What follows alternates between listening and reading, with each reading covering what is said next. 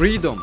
It's the greatest gift of the modern age. It allows us to choose who we become, to take our own decisions and shape our own path. It gives us the chance to turn our dreams into reality, to build a life that reflects who we truly are. But what if this very same freedom, the thing we celebrate the most, is also the reason why so many of us feel so lost? Being able to wonder who I am or who do I want to be is an incredible privilege that most humans before us never had. But it is also what fuels so much of our modern anxieties. Because when you live in a world where everything is possible, no choice you ever make feels completely right. Every single decision opens one door but closes 1,000 other we could have walked through. And somewhere between all of those endless possibilities, we lose our sense of direction. Imagine somebody kidnapped you from the crib and teleported you back in the middle of the 18th century. Growing up in that world, your life would unfold in a completely different way.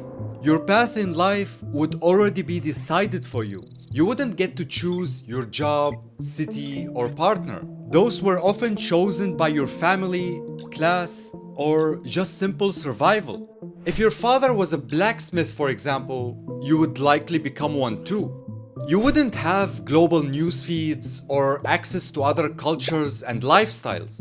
Comparing your life to millions of other people wasn't possible. You only knew your village and its expectations. Purpose as a concept wasn't self-invented. It was given by religion, duty, and culture.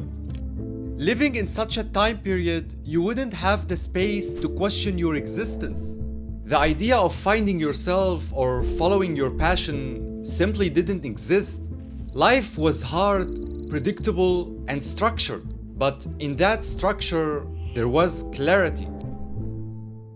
In today's world, things couldn't be any more different. As in most developed countries, nobody forces you on a certain way of living. Sure, you have to deal with school until you are 18, but after that, you are free to do whatever you want. The possibilities will feel endless, and you have to commit to just one path. Once you make that crucial decision, something strange begins to happen. You start to hear people around you talk about other paths, other jobs, and other ways of being successful. To amplify the confusion, you open your social media accounts and see endless examples of people living better lives. People who seem happier, richer, more fulfilled, and somehow made better decisions than you. You start to compare your life to theirs as you question the choices that you have made and regret the path that you didn't take. You slowly start to feel like you are falling behind, because the more options you see in front of you, the more vividly you imagine the lives you could have lived. Each imagined life becomes a small reminder of what you are missing. Maybe that's why we are so drawn to stories about the multiverse. They let us escape into the lives we never got to live and soothe that question that keeps echoing in our minds. What if I had chosen differently? We tend to think that having so many different options makes us free, but in reality, they leave us scattered, unsure of what we truly want. We are not wired to handle an abundance of choices, nor are we meant to compare our lives to millions of others, or carry the weight of everything happening across the world.